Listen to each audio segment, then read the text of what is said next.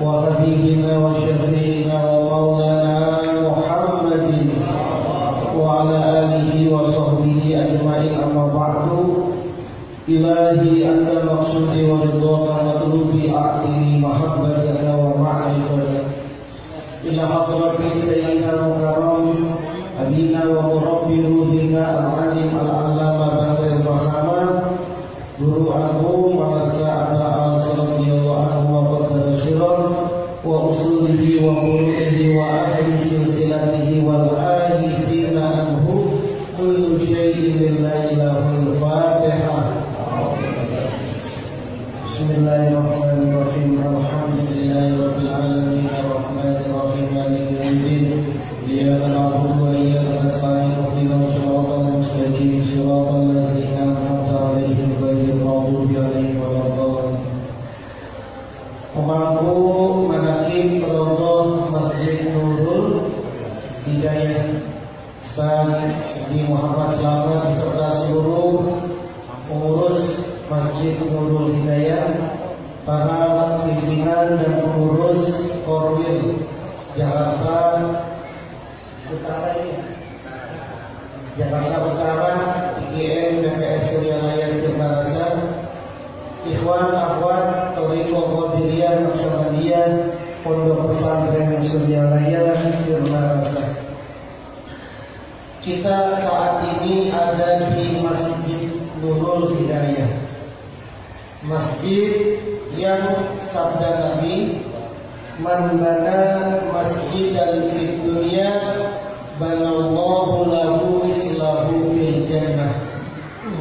Siapapun orang yang membangun masjid di dalam dunia, maka Allah akan bangunkan dia masjid yang sama di surga.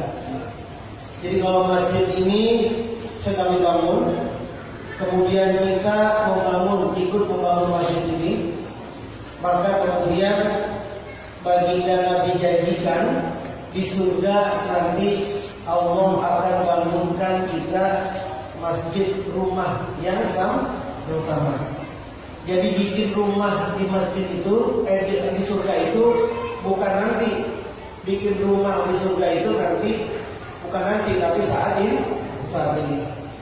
Masjid itu kata Nabi juga adalah Baitullah, rumahnya Allah. Itu gak perlu rumah, karena Allah tidak menempati satu tempat.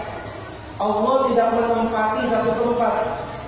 Itu Allah tidak terikat dengan satu tempat. Jadi Allah tidak ada di sini, tidak menempati ini, tidak menempati itu, tidak.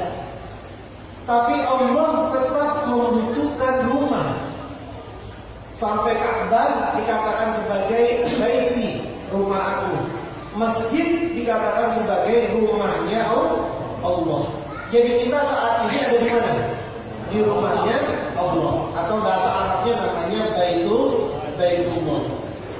Baitullah yang tampak di dunia itu masjid yang tampak.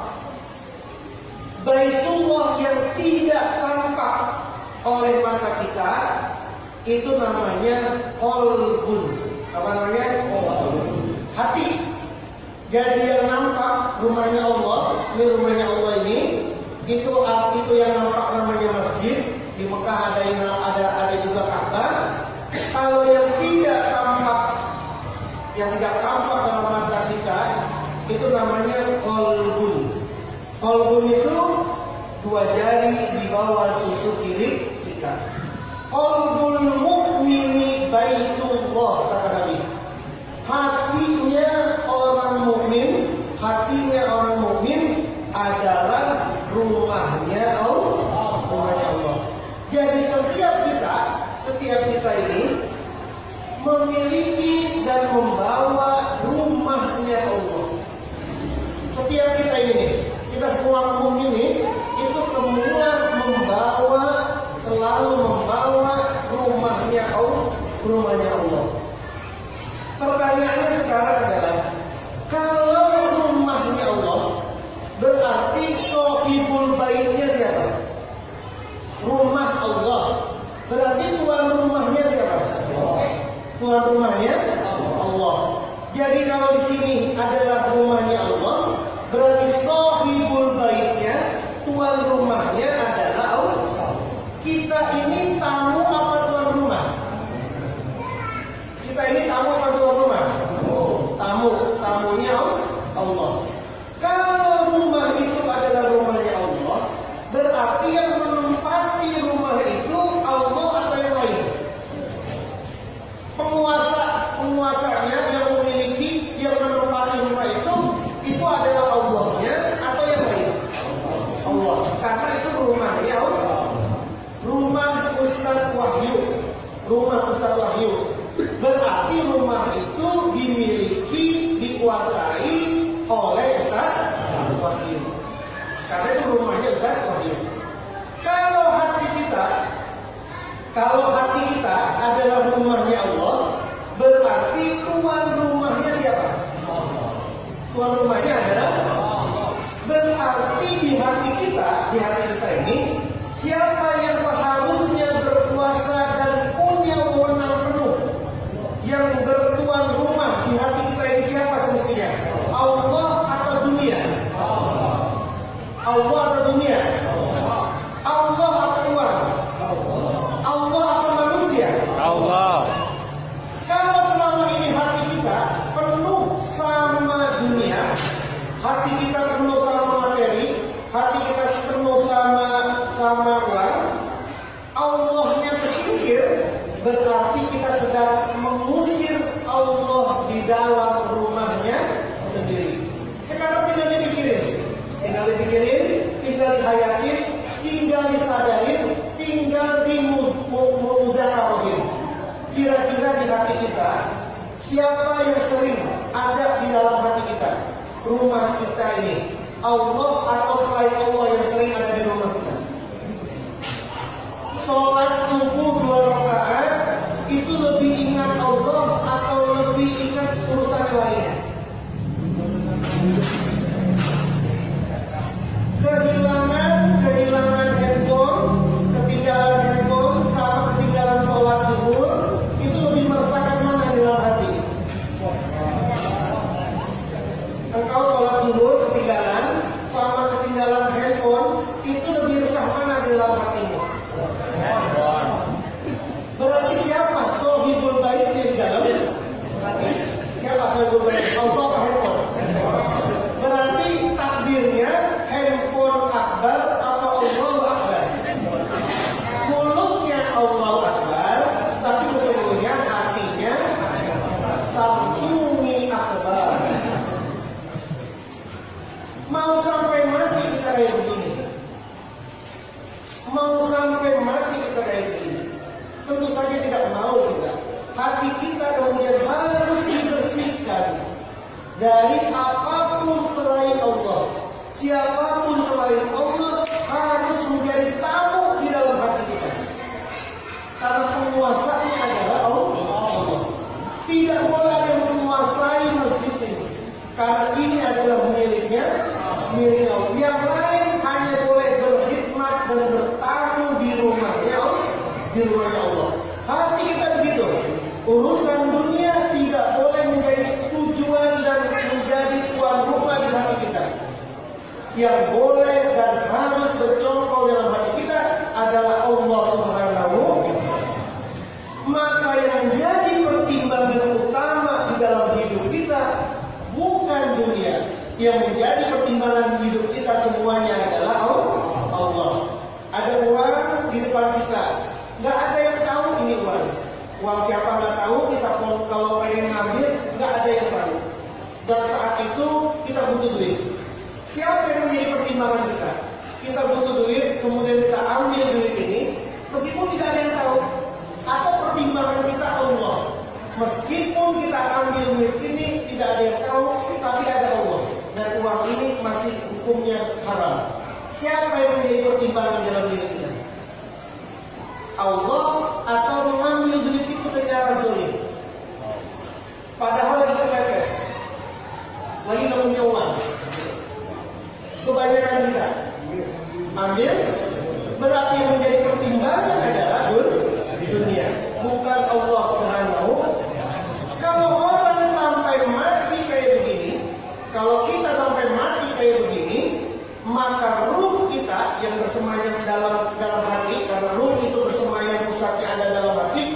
maka ruh kita belum bisa langsung inna ilaihi raji'un. Karena inna lillahi wa inna ilaihi raji'un. Ruh kita belum bisa ilaihi raji'un. Ruh kita belum bisa langsung pulang ke hadiratnya Allah. Atau kalau bahasa orang awamnya, orang-orang umumnya, ruh kita belum bisa langsung masuk ke surga. Kemana dulu dong? Ya dibersih-bersihin dulu lah. Sering saya sampaikan, ini baju ini kan harus dipakai nih, kotor. Kemudian masuk lemari atau masuk mesin cuci? Mesin cuci itu dicuci itu diapain? Gosok-gosok, diputar-putar. Kalau dulu mah belum ada mesin cuci, diublok-ublok, digini-gini. Sekarang mesin cuci digiring. Habis dicuci diapain? Peras dulu. Peras. Seperas-perasnya. Habis diperas diapain? Setelah itu dia apa? Setelah itu baru digosok sekali atau dua kali gosoknya? Apa cuma begini doang gosok ini? Gosok, mundur lagi, mundur, lipat, maju, itu lagi. Gosok itu yang pakai panas atau dingin? Pakai es atau pakai panas? Bisa gosok pakai air es. Gosok-gosok dulu, baru kemudian ketika sudah wangi, sudah licin, baru masuk lemari. Ruh kita juga begitu. Kalau ruh kotor, ruh kita harus bersih. Ruh ini kotor, belum bisa balik dulu, belum bisa ilahi roji dulu. Dibersih-bersihin dulu. Di mana dibersih-bersihnya? Ya di neraka lah, ya di mana? Neraka jahanam, neraka well, neraka sair, segala macam tuh.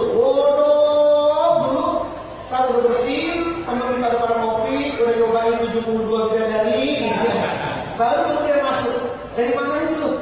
Bersih-bersih dulu. Nauzubillah min. Maka kemudian pilihannya adalah kita pengen dibersihin di sini, apa pengen bersihin di sana? Pengen bersihin di sini, apa pengen bersihin di neraka? Kalau pengen bersihin di sini berarti ruh kita, qalbu kita harus diisi dan menjadi tuan rumahnya adalah Allah. Maka kemudian tuan rumahnya adalah Allah. Terus diisi. Biar apa tadi? Biar hatinya menjadi tuan rumahnya, shahibul baitnya betul-betul adalah Allah. Hati kita menjadi baitullah. Sebab nanti kalau ruh kita, qalbu kita belum diisi sama Allah, belum menjadi tuan rumahnya belum Allah, maka ruh kita disandra oleh jasad kita.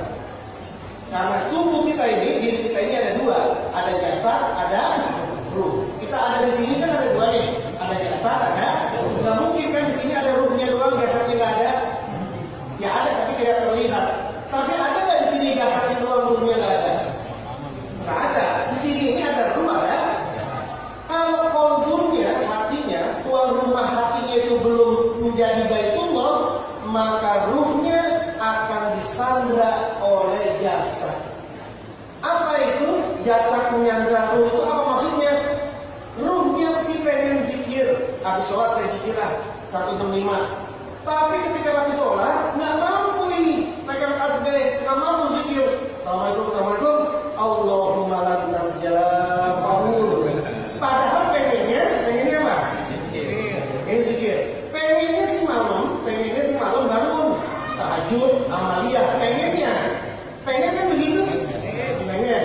Tapi giliran udah malam, belum tentu matanya sanggup melek. Apalagi hujan, kemudian punya istrinya baru dan sebagainya. Nggak mampu ngangkat badan itu nggak mampu.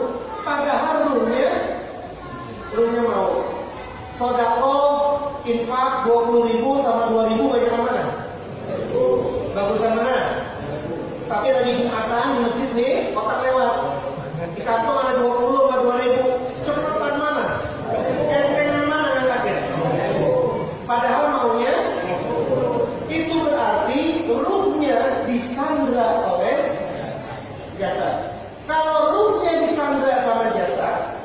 disandra sama jasad, karena ruhnya pengen begini, tapi jasad nggak kuat.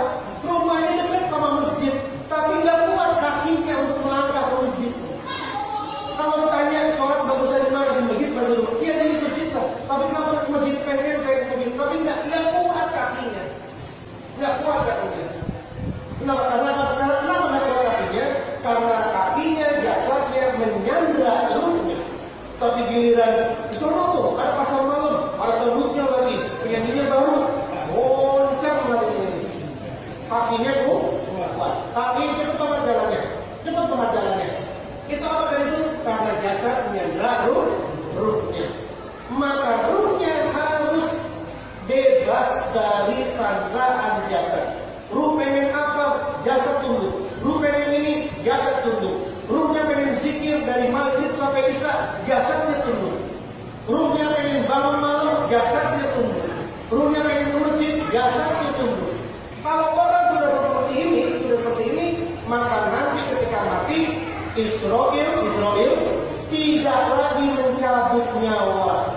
Datang, waktunya habis, silakan pulang, saya kawal. Maka kemudian keluar sendiri ruh kita ini. Kenapa keluar sendiri ruhnya? Karena ruh kita sudah bisa menguasai jasad, sudah bisa keluar. Tapi kalau sudah dirikan disuruh kan keluar, nggak bisa keluar.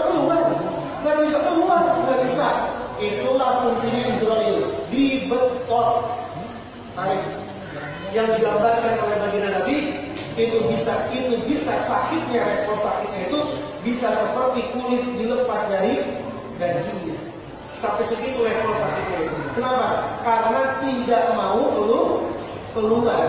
Ayo keluar, nggak bisa keluar. Ayo keluar, nggak bisa. Dibentuk, ditarik sama mereka Israel. Nah maka kita ini sekarang lagi belajar menuju berusaha untuk apa tadi? Agar jasad kita tidak lagi disandra oleh ruh. Agar jasad kita tidak lagi menyandra ruh kita. Agar hati kita yang ada dua jaring bosuk kita ini itu dipenuhi oleh siapa? Oleh Tuhan rumahnya, yaitu Allah Subhanahu wa Ta'ala. Nah, untuk menjadi jalan ini, untuk agar kita ini bisa mengendalikan hati kita, menjadikan Allah ini menjadi Tuhan rumah kita, maka kita perlu jalan, perlu metode, perlu cara. Kan tanya loh, kalau begitu caranya apa dong? Biar hati kita ini menjadi Baitullah, biar kita ini menguasai jasad kita, caranya apa dong? Kan pasti harus ada caranya. Harus pakai cara, harus pakai jalan, harus pakai metode. Apa sih di dunia ini yang ada caranya? Apa sih? Bikin air teh ada caranya nggak? Bikin kopi, bikin masjid ini apa pakai cara? Pakai cara, kan semua di dunia ini tidak ada yang tidak pakai cara. Maka orang yang mau menjadikan ruhnya sebagai Baitullah, rumahnya Allah, dia harus menggunakan cara, dia harus menggunakan jalan. Apa itu jalannya? Jalannya disebut dengan syariat. Yang kedua jalannya namanya thoriqah. Syariat jalan zahiriyah, thoriqah jalan batiniyah. Syariat adalah anta'budallah, menyembah kepada Allah. Thoriqah adalah anta'syudallah, menuju kepada Allah. Ini jalan. Contoh, sholat, syariat sholat. Mau sholat wudu dulu nggak? Wudunya harus benar nggak? Harus benar, itu syariat. Setelah itu masuk ke masjid sholat, takbiratul ihramnya benar. Kemudian apa? Fatihahnya benar, rukunnya benar, semuanya benar. Kalau rukunnya benar, Fatihahnya benar, segalanya benar, maka berarti sholatnya sesuai dengan syariat. Waktunya zuhur, waktu zuhur ya sholat zuhur. Jangan saking gironya ibadah. Sekarang saya mau sholat asar, boleh nggak? Oh, lama banget sholat asar. Sekarang aja saya sholat asar, boleh nggak? Orang-orang sholat zuhurnya 4 rakaat, saya malah 8 rakaat. 4 rakaat itu biasa, saya malah 8 rakaat, boleh nggak gitu? Semuanya harus syariat. Jadi kalau ada orang sholat zuhur, takbiratul ihramnya benar.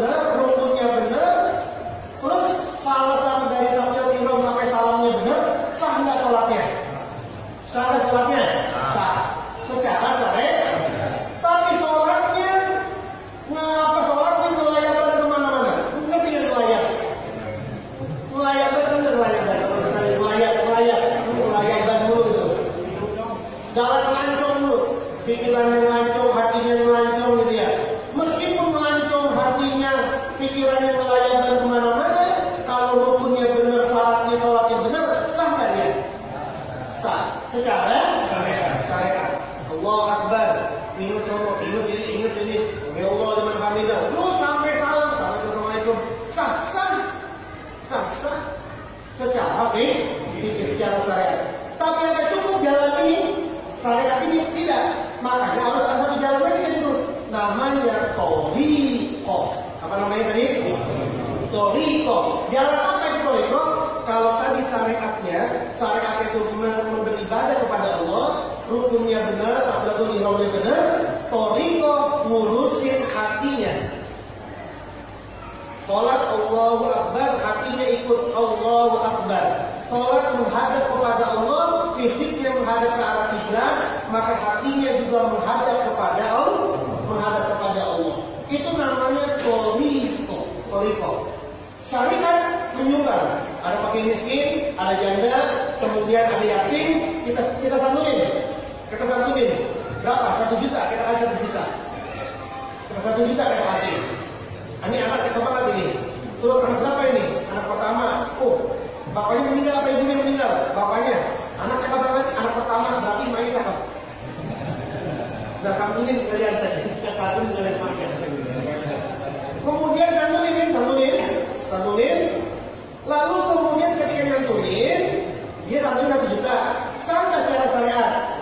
Secara syariat sah. Meskipun dalam hatinya saya nyantunin nih, biar orang-orang tahu saya ini orangnya dermawan, saya ini orangnya baik, saya ini orangnya penuh dengan kasih, biar saya ini dianggap orang kaya. Sah nggak sodakohnya sah secara syariat. Sah nggak? Sah. Tapi pertanyaannya adalah apakah nyampe sodakoh 1 jutanya itu ke Allah, nyampe nggak?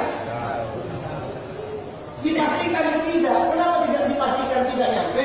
Karena tadi ketika dia nyumbang, syariatnya nyumbangin, tapi thoriqohnya, hatinya nggak ikut ke sini, nggak ikut ke Allah, tapi ikutnya ke manusia. Ria, pamer. Jangankan sodako, kalau Anda pengen masuk neraka wel, satu syaratnya masuk neraka wel itu, satu syaratnya Anda harus sholat dalam keadaan ria. Jadi pengen masuk neraka wel, syaratnya sholatnya apa? Sholatnya ria. Wawailul lil musallin allazina hum an sholatihim sahun. Siapa yang lalai itu? Allazina hum yurauna wa yamna'una. Dia sholat tapi pamer. Dia sholat tapi nggak mau, tetangga sakit nggak mau jenguk, tetangga susah nggak mau jenguk. Dia sholat nih tapi tetap tidak mau membantu orang, maka well-nya neraka well. Sodako juga ada itu, dia sodako. Fisiknya syariatnya, dia sodako syariatnya. Sama dia sodako secara syariat. Duitnya dia dari harta yang halal, yang santunin anak yatim. Sama itu sodakonya secara syariat. Tapi apakah sodakonya sampai ke Allah? Thoriqohnya ada nggak? Kalau thoriqohnya ada, sampai 1 jutanya sampai ke tangan anak yatim, pahala 1 jutanya itu sampai kepada Allah. Tapi kalau thoriqohnya nggak ada, 1 jutanya cuma nyampe ke tangan anak yatim, kemudian tidak berbekas apapun ke hadapan Allah. Ditolak. Kenapa ditolak? Emang kamu sodako atas nama saya? Sodako kamu kan pengen dipuji sama orang, bukan dipuji sama saya. Sodako kamu kan pengen sombong, pengen membesarkan dirimu, bukan karena saya. Padahal semua ibadah itu inna sholati wa nusuki wa mahyaya wa mamati lillahi rabbil. Apakah ada yang boleh selain lillahi rabbil alamin? Tidak boleh. Semua sholat, semua ibadah harus lillahi rabbil. Nah, untuk sampai di lillahi rabbil alamin itu, selain tadi syariat, dia butuh thoriqo. Jadi thoriqo itu jalan, tapi jalannya disebut dengan jalan batiniyah. Jangan salah sangka sama toriko, jangan suzon dulu sama toriko. Ngapain sih lu toreko-torekohan, tarekatan, syariat dulu benerin, baru toreko. Nggak bisa, syariat dulu diberesin baru kemudian toreko. Nggak bisa dua-duanya harus jalan. Nggak bisa, benerin dulu fikihnya, baru kemudian baca torekonya. Nggak bisa, dua-duanya. Kenapa kedua-duanya? Karena kata Ibnu Athaillah, ada yang tasbiku azkaruhum anwaruhum, ada yang tasbiku anwaruhum azkaruhum. Ada orang yang zikirnya mendahului atas cahayanya, tapi ada orang yang cahayanya mendahului atas zikirnya. Contoh, ada orang pengen mengejar Allah, pengen nyampe kepada Allah, pengen bisa hikmat, pengen bisa makrifat kepada Allah. Lalu dia melakukan zikir yang banyak, terus naik tuh. Dari zikirnya malas menjadi zikirnya rajin, dari zikirnya tidak bisa berbekas dalam hati sampai zikirnya berbekas, dari zikirnya kosong sampai zikirnya menjadi busuk, dari zikirnya asal-asalan sampai zikirnya itu tertib. Itu namanya orang yang berzikir untuk sampai menuju cahaya ini kayak kita bayangkan. Tapi ada orang yang cahayanya mendahului atas zikirnya. Belum kenal dia zikir itu kayak apa, kemudian cara zikir itu seperti apa, zikir yang benar itu seperti apa. Belum belajar dia, belum tahu dia. Tapi dia sudah bisa makrifat sampai kepada Allah. Ada yang kayak begitu, ada yang seperti itu. Saya contohin yang gampang saja. Bedanya zikir mendahului cahaya sama cahaya mendahului zikir. Yang gampang saya contohin. Ada cerita di kitab. Ada orang dikasih ijazah. Ya qawiyu ya matin, ya qawi, ya qawi, ya qawi, ya matin. Lalu orang ini dengarnya dari jauh. Ya qawiyu ya matin. Ya kan? Ya hayyu ya qayyum, ya hayyu ya qayyum. Dari jauh zikir itu ya hayyu ya qayyum. Lalu dia dengarnya bukan ya hayyu ya qayyum. Dia dengarnya ya qayyum ya qayyum, ya qayyum ya qayyum, ya qayyum ya qayyum. Ternyata di zikir ya qayyum ya qayyum itu membuat dia ini langsung mendapatkan karomah. Dia zikir ya hayyu ya qayyum ya qayyum ya qayyum ya qayyum ya qayyum itu bisa menjadikan dia apa saja. Jalan di atas air, kemudian dia bisa terbang, dia bisa apa? Zikirnya ya qayyum ya qayyum. Itu mesti ikhlas doang dia dengarnya. Tiba-tiba ada ustaz, ada guru, ada syekh, ada guru, dan ustaz. Dengerin dia lagi zikir ya qayyum ya qayyum. Kata ustaz, bukan ya qayyum ya qayyum. Bacanya ya qayyum ya qayyum. Maaf ustaz, yang benar makanya zikir. Makanya zikir ya qayyum ya qayyum, ya qayyum ya qayyum, ya qayyum ya qayyum. Setelah itu ustaznya pergi naik getek, naik perahu, nyebrangin sungai. Ini orang tadi lupa. Tadi ustaz ngomongin apa ya? Ya qayyum ya qayyum itu apa? Ya qayyum ya qayyum. Lupa dia. Lalu kemudian pulang ustaznya, dikejar sama dia. Ustaz itu dari tengah sungai, langsung dia ngejar. Jalan ke saya itu lari, sore ustaz sini. Ustaz bingung dia. Ada yang ngejar saya lewat naik di jalan di atas air. Kenapa di sana ustaz tadi apa sih zikirnya? Ya hayyu ya qayyum. Oh iya, kamu kok bisa di jalan air? Apa bacaan kamu? Ya qayyum ya qayyum. Ini sudah terserah ya qayyum ya qayyum. Ya qayyum ya qayyum, ya qayyum ya qayyum bisa menghantarkan kamu mendapat cahaya seperti ini. Saya yang baca ya hayyu ya qayyum pakai berbusa, nggak bisa jalan di air ini. Itu artinya orang yang apa? Cahayanya mendahului. Jalaluddin Ar-Rumi. Suatu ketika datang, ada murid, guru, saya mau belajar bahasa Arab. Karena Turki kan bahasa Arab. Saya pengen belajar bahasa Arab. Lalu Rumi bilang, sudah, saya ajarin ya. Dulu kan belajarnya nggak pakai papan tulis, bukan papan tulis dulu, di tembok dulu. Ditulisin, ini huruf alif, ya. Ini huruf alif nih, huruf kayak begini. baru diajarin huruf alif, lalu orang ini, oke sudah guru, saya udah hafal, balik lagi dia pulang. Nggak balik-balik, seminggu, 2 minggu, lalu kemudian balik lagi, guru, saya sudah tahu alif, sekarang lanjutin. Kata Rumi, huruf alif aja 2 minggu, gimana sampai iya ini gitu kan? Lalu kata Rumi, sudah, gimana huruf alif? Baru dia nulis alif tembok alif, temboknya langsung runtuh. Karena tulisan apa tadi? Alif. Kata Rumi, selesai kamu huruf alif. Siapa yang bisa tulis huruf alif di sini? Siapa yang bisa tulis huruf alif di sini? Semua pasti bisa kan? Coba tembok, tulis tembok, ruku pada temboknya. Jangan tembok masjid, nanti kalau beneran ruku, ganti rendah. Apa bisa? Siapa yang hafal Al-Fatihah di situ? Semua baca Fatihah. Kata Nabi, Al-Fatihah 50 adalah Fatihah tergantung apa yang kamu baca. Kalau kamu sakit baca Fatihah, kalau kamu susah baca Fatihah, kalau kamu lagi apapun baca Fatihah. Tapi sekarang ada orang sakit kamu bacain Fatihah. Sembuh dari orang itu? Sembuh gak? Yang salah hadisnya atau mulutnya? Katanya Fatihah tergantung apa saja. Tapi kita udah bacain Fatihah ini dia, Fatihah sekali, 2 kali, 3 kali, sampai berbusa Fatihah ini, kagak sembuh-sembuh dia. Yang salah hadisnya mulutnya. Karena kita masih azkar belum anwar. Ada orang-orang yang dia belum belajar apa-apa, tapi sudah mendapatkan anwar saja.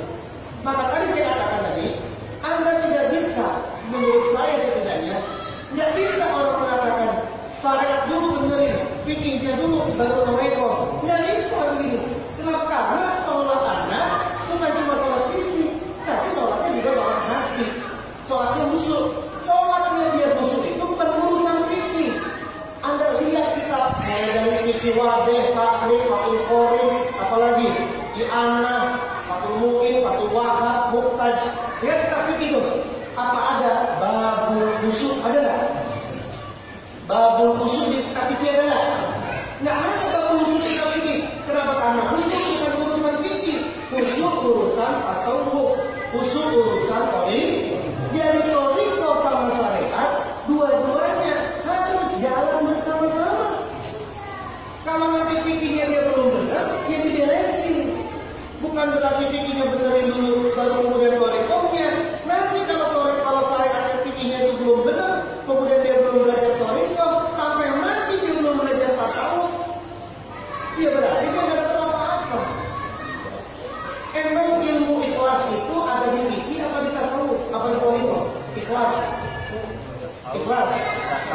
sombong, tasawuf, dia, ridho, tasawuf. Kalau kemarin dibilang setruk, kenapa orang menjadi setruk? Karena setruk belanja sama setruk gaji tidak imbang. Setruk belanjanya 1-2 juta, setruk gajinya 1 juta. Maka kemudian jadi sakit setruk. Kalau setruk gajimu 1 juta, kemudian setruk belanjamu 3 juta. Kalau kemudian kau tidak punya ikhlas, tidak punya tawakal, tidak punya ridho, tidak punya keikhlasan, tidak punya tafwid, tidak punya taslim, gila Anda itu, gila. Nah, tadi tuh ridho, taslim, ikhlas itu fikih apa tasawuf? Jadi orang yang belajar tasawuf yang gila atau orang yang tidak belajar tasawuf yang gila? Orang yang bertorekoh yang gila atau orang yang tidak bertorekoh yang gila?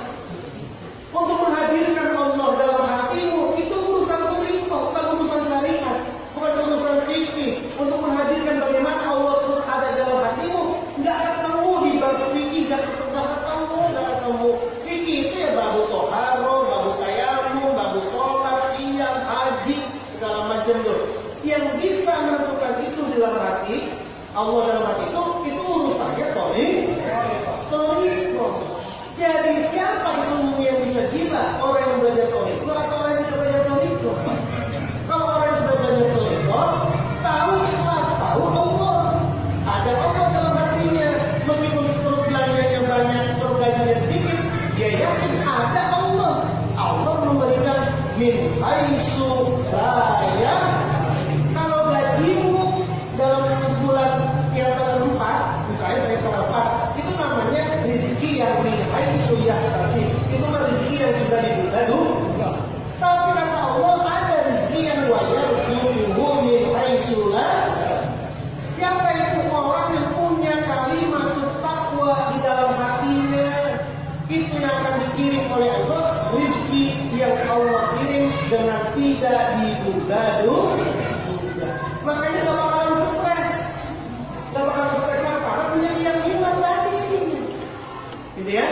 Nah makanya alhamdulillah kita sudah punya dua, bersyariat juga, bertorekot juga, belajar fikih wajib, belajar torekot tasawuf juga wajib. Dua-duanya ini seiring sejalan untuk sampai kepada ma'rifatullah, sampai kepada mengenal Allah Subhanahu wa Ta'ala. Allah mudah-mudahan memberikan kita istiqomah